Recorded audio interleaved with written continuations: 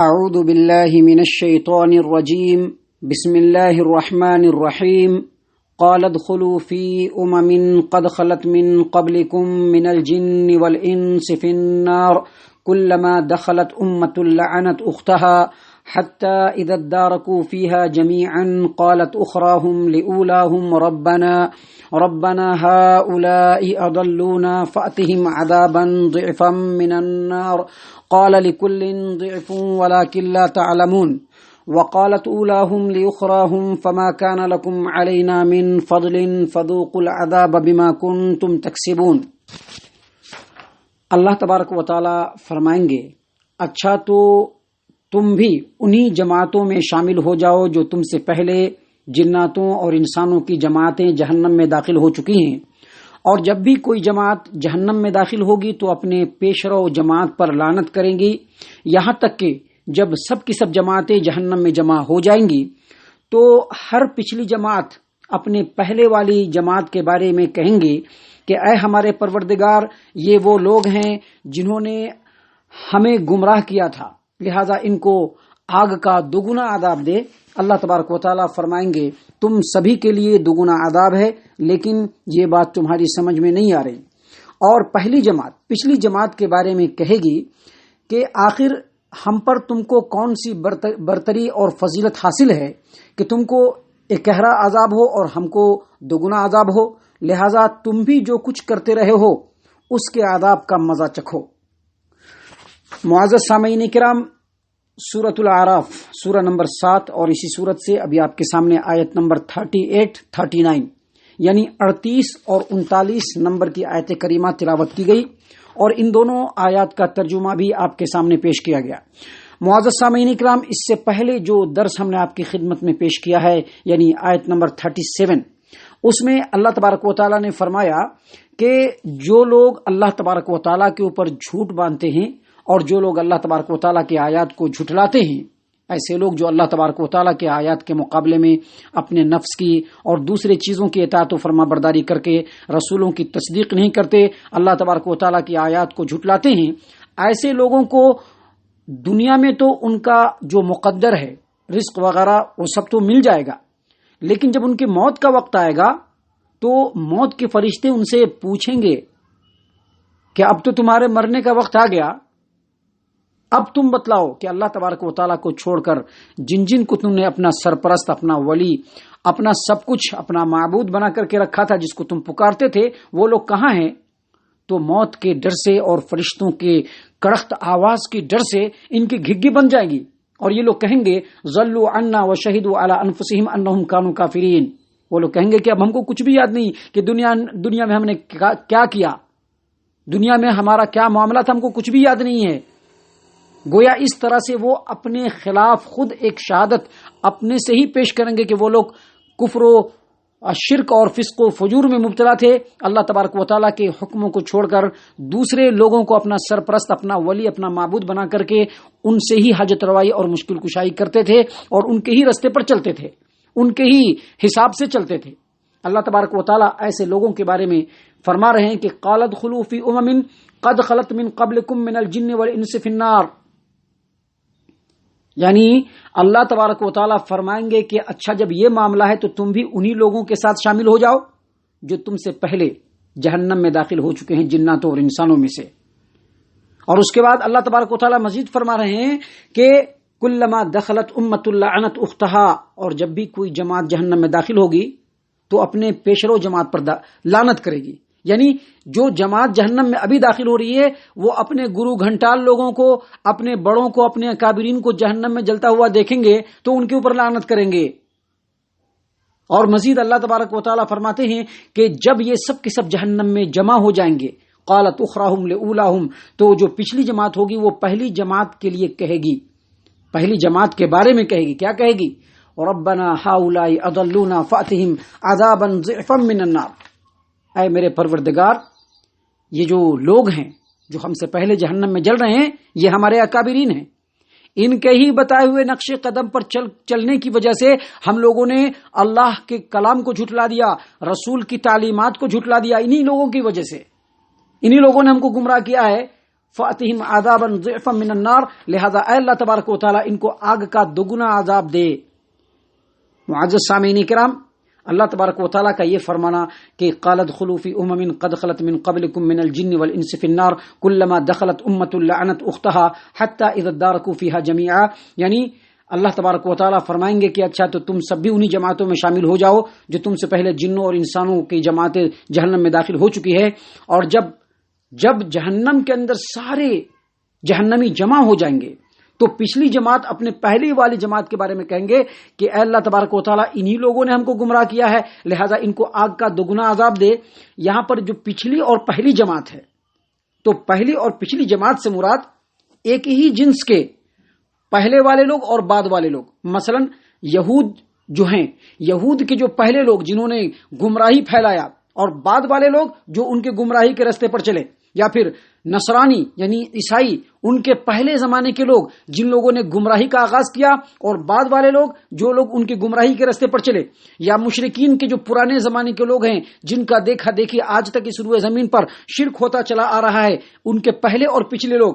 یہاں تک کہ مسلمانوں میں بھی ایسی جماعتیں جنہوں نے گمراہی کا آغاز کیا کتاب و سنت سے ہٹ کر کے، اللہ تبارک و تعالیٰ کے فرمان اور نبی کے تعلیمات کے ہوتے ہوئے بھی فرقہ بندی کو ہوا دیا اور لوگوں کو فرقہ بندی کی طرف بلایا، ان کی اگلی اور پچھلی تمام کی تمام جماعتیں جب جہنم کے اندر داخل ہو جائے گی تو ایک فریق جس نے گمراہ کیا تھا، جس نے گمراہی پھیلائی تھی، جو گرو گھنٹال ٹائپ کے لوگ تھے، جو لوگ اس دنیا کے اندر اکابرین کے نام سے جانے جاتے تھے، جن کے بات کو ماننے کے لیے ان کے بعد والے کتاب و سنت کو بھی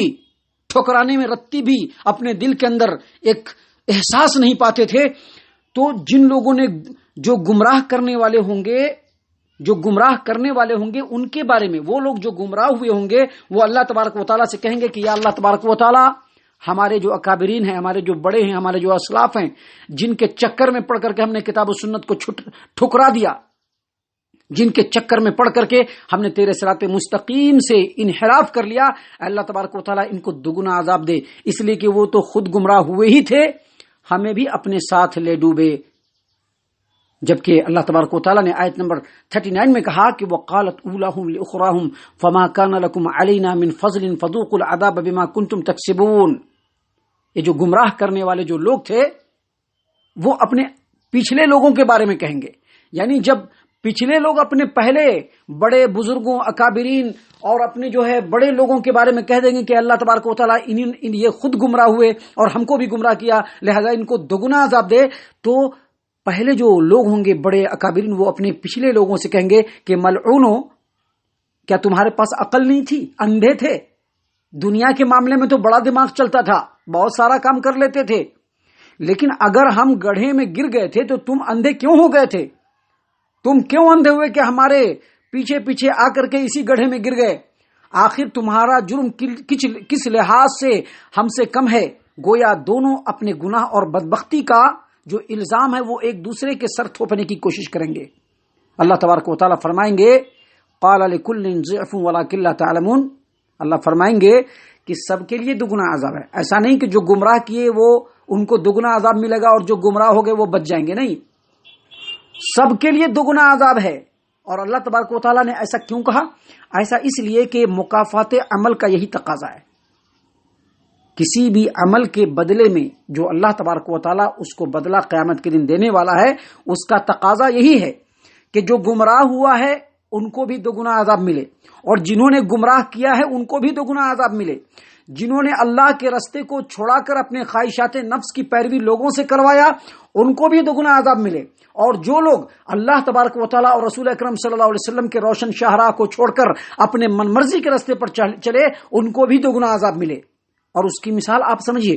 کہ زید جو ہے وہ ایک شرکیہ رسم ایجاد کرتا ہے،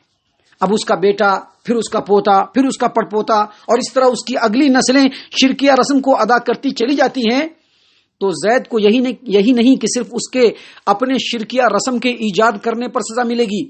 بلکہ بعد میں آنے والے جتنے لوگ اس کے شرکیہ اور برے اعمال کو انجام دیں گے تو زید کو بھی ان کے گناہوں کا ایک حصہ گناہ اور وبال کے طور پر، سزا کے طور پر ملتا رہے گا۔ اور بعد میں آنے والے لوگ جیسے زید کے بیٹے، اس کے آگے اس کے پوتوں اور اس کے اگلی نسلوں کا جرم صرف یہی نہیں ہے کہ انہوں نے اپنے باپ کے شرکیہ رسم کو کیوں اختیار کیا، بلکہ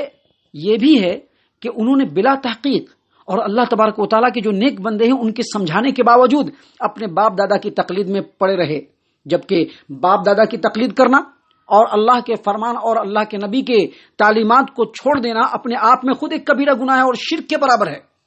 پھر زید کے بیٹے اور ان کے آنے والے جو نسلیں ہیں ان لوگوں کا صرف جرم یہی نہیں ہے کہ ان لوگوں نے جو ہے ایسا عمل کیا، بلکہ ان کے بعد والے لوگ بھی وہی کام کریں گے۔ اس لحاظ سے کسی بھی شرکیہ یا بدعیہ رسم کا ایجاد، اس کے مقلدین کی جو سزا ہوگی اس کے علاوہ کئی گنا سزا ان کو ملتا رہے گا، اور مکافات عمل یعنی کسی بھی عمل کا پورا بدلہ دیا جانا، اس کی بنیاد کو قرآن کریم میں کئی مرتبہ دہرایا گیا ہے۔ مثال کے طور پر آپ دیکھیے، اللہ تبارک و تعالیٰ جہاں پر آدم علیہ السلام کے بیٹے کا تذکرہ کیا ہے، اللہ تبارک و تعالیٰ نے آدم علیہ السلام کے قاتل بیٹے کا جہاں پر تذکرہ کیا سورہ مائدہ سورہ نمبر 5 آیت نمبر 32 سے پہلے، تو اللہ تبارک و تعالیٰ آیت نمبر 32 میں فرماتے ہیں من اجل ذالک، چونکہ آدم کے بیٹے نے اپنے دوسرے بھائی کو قتل کیا، اسی وجہ سے ہم نے بنی اسرائیل پر یہ لکھ دیا ہے من اجل ذالک کتبنا علی بنی اسرائیل انہ من قتل نفسا بغیر نفس او فساد فی الارض فکأنما قتل الناس جميعا، لکھ دیا کہ جو شخص بغیر کسی جرم کے ناحق کسی کو قتل کرتا ہے یا زمین میں فساد پھیلاتا ہے تو گویا اس شخص نے پوری انسانیت کو قتل کر دیا۔ اور اللہ تبارک و تعالیٰ کے رسول صلی اللہ علیہ وسلم نے بھی فرمایا ہے کہ جہاں بھی کوئی ناحق قتل ہوتا ہے تو اس قتل کے گناہ کا ایک حصہ آدم کے بیٹے کے کھاتے میں بھی ڈالا جاتا ہے، کیونکہ اس نے قتل کی ایجاد کی تھی۔ اور اسی طرح سے اللہ تبارک و تعالیٰ قرآن کریم سورۃ النحل کے اندر، سورۃ النحل آیت نمبر 88 میں فرماتے ہیں الذین کفروا وصدوا عن سبیل اللہ زدناہم عذابا فوق العذاب بما كانوا یفسدون، یعنی جن لوگوں نے کفر کیا اور اللہ کی راہ سے روکا ہم ان کو عذاب پر عذاب بڑھاتے جائیں گے، یعنی صرف کفر کرنا اور لوگوں کو جو ہے سیدھے راستے سے روکنے کی اس کی سزا نہیں ملے گی، بلکہ عذاب پر عذاب بڑھتا رہے گا، کیونکہ وہ زمین میں فساد پھیلاتے تھے، خود گمراہ نہیں تھے بلکہ دوسروں کو بھی گمراہ کرتے تھے، اور یہی آنے والی نسل کا بھی حال ہوگا، کیونکہ وہ خود گمراہ نہیں ہوئے بلکہ اپنے بعد میں آنے والی نسل کو بھی گمراہی کی طرف ڈھکیل دیا۔ محترم سامعین کرام، بالکل اسی طرح کی بات اللہ تبارک و تعالیٰ نے قرآن کریم میں ایک تیسری جگہ فرمایا سورۃ العنکبوت آیت نمبر 13 میں وَلَا يَحْمِلُنَّ أَثْقَالَهُمْ وَأَثْقَالًا مَعَ أَثْقَالِهِمْ وَلَا يُسْأَلُنَّ يَوْمَ الْقِيَامَةِ عَمَّا كَانُوا يَفْتَرُونَ، البتہ یہ جو گناہگار لوگ ہوں گے جنہوں نے دنیا میں اللہ اور اس کے رسول کے کلام کو جھٹلایا ہوگا، جن لوگوں نے اللہ اور اس کے رسول کے کلام سے منہ موڑ کر کے منمانی زندگی گزاری ہوگی، جن لوگوں نے نفس پرستی کی ہوگی اور اللہ کو چھوڑ کر دوسرے کے چکر میں پڑے ہوں گے، اللہ تبارک و تعالیٰ فرماتے ہیں کہ یہ اپنے بھی بوجھ ڈولیں گے اور اپنے بوجھوں کے ساتھ دوسرے بوجھ بھی ڈھوئیں گے، اور جو کچھ افطرا پردازی کرتے رہے ہیں ان سب کے بارے میں ان سے پوچھ کیا جائے گا، باز پرس کیا جائے گا۔ تو ان تمام باتوں کا خلاصہ یہ ہے کہ یہ جو جہنمی ہیں ان کو صرف اکہرا عذاب نہیں ملے گا بلکہ دگنا عذاب ملے گا۔ کیوں؟ کیونکہ ایک تو انہوں نے خود جرم کیا اور اسی جرم میں دوسرے لوگوں کو بھی پھنسایا۔ اللہ کے رسول صلی اللہ علیہ وسلم کی حدیث صحیح مسلم کتاب العلم کی ہے، نبی صلی اللہ علیہ وسلم نے فرمایا کہ جس کسی نے اچھے کام کی بنیاد ڈالی، نیک عمل کی، تو اس پر عمل کرنے والوں کے ثواب کی طرح سے جس نے آغاز کیا ہے اس کو بھی ثواب ملتا رہے گا، اور جس نے کسی برے کام جو شرعی اعتبار سے برا ہے اس کی بنیاد ڈالی تو اس پر عمل کرنے والوں کی سزا میں بھی اس کو حصہ ملتا رہے گا۔ اللہ تعالیٰ سے دعا ہے کہ اللہ تعالیٰ ہم تمام کو ان باتوں کے اوپر غور و فکر اور تدبر کرنے کی توفیق عنایت فرمائے، ہم تمام کو صحیح معنوں میں مومن اور مسلمان بنائے، جنت الفردوس میں جگہ عطا فرمائے۔ اے اللہ ہم تمام کو جہنم سے پناہ دے، اے رب العالمین ہم تمام کو جہنم سے پناہ دے، اے مالک الملک ہم تمام کو جہنم سے پناہ دے، آمین یا رب العالمین۔ وما علینا الا البلاغ المبین۔